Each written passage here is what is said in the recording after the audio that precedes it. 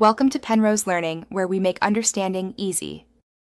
You already plugged in and powered the second monitor. Now start changing its resolution.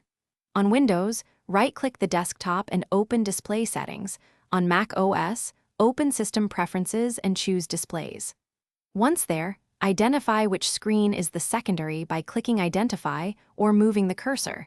Make sure you select that monitor in the settings list. This selection tells the system which display you will adjust, so do that first before making any resolution or scaling changes. With the secondary display selected, choose its native resolution from the resolution dropdown. Native gives the sharpest image, so prefer it when possible. If text or icons appear too small, adjust scaling or display percentage.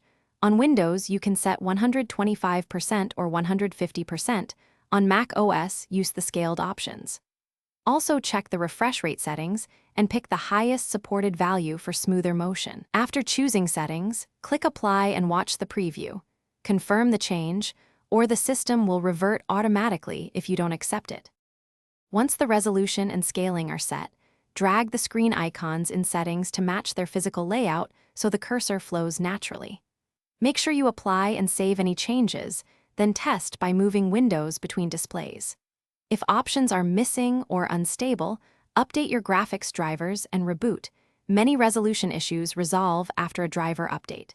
If the monitor stays blank or shows unsupported mode, switch cables or ports and check the monitor's on-screen menu for input and compatibility settings before trying different resolutions. Thanks for watching. If this was helpful, leave a like and consider subscribing. See you next time.